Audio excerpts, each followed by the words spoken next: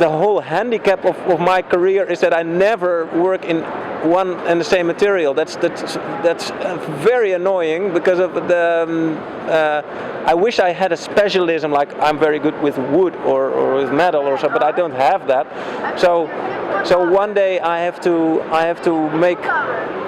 find out how to make a 12-hour movie and how to put that in a computer and how to make that in a system so that every minute actually is still synchronized. Then that's the specialism, and another time how to preserve burned wood, and another time how to make clay furniture.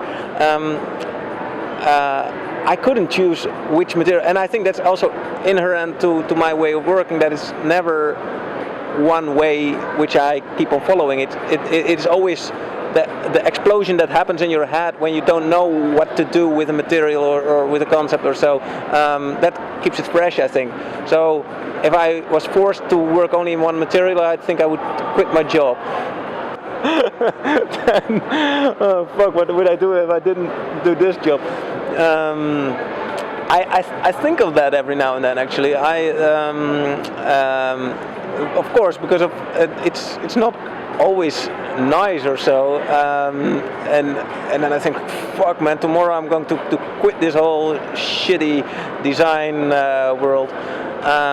But then I think 2 minutes later, and then I think like, yeah, sooner or later I'm back at the same point, because I really like what I do and where I am standing. You know, I can play around with nice people and with nice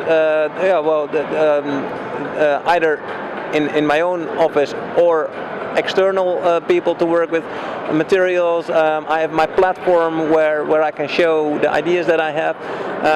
I don't restrict myself only to designing products or so, but also to make exhibitions or to work with video or theater or those things.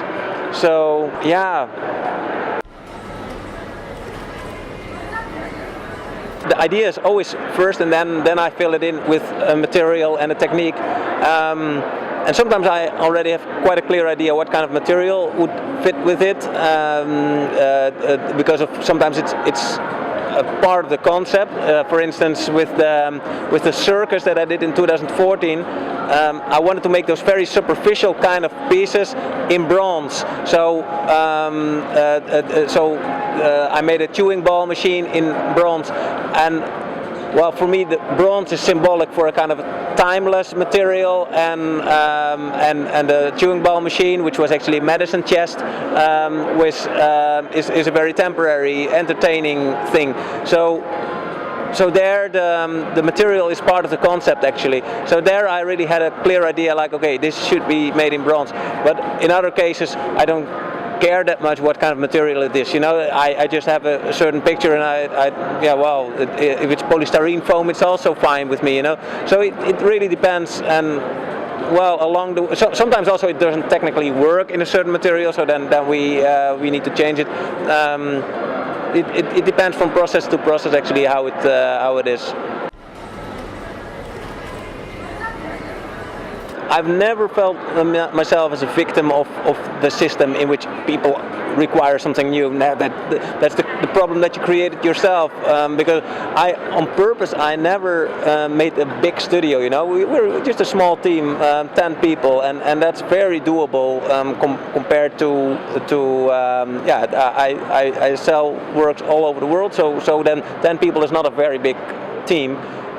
And I never wanted it to be bigger than that, because I felt like then I will be a slave of my own company. You know, I always want to be flexible in moving either this direction or that direction. That's why also there is so much variety in materials and things. I always want to decide in the moment itself which direction I have to take, which direction my intuition leads me to, rather than my business model leads me to.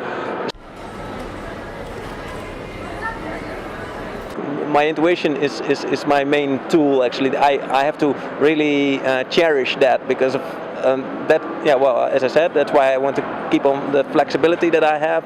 And the older you get and the more responsibilities you get, the harder it is to follow that line. But I really I try to make the circumstances in such a way that that my superpower, my intuition, is always available. That's for me the holy grail.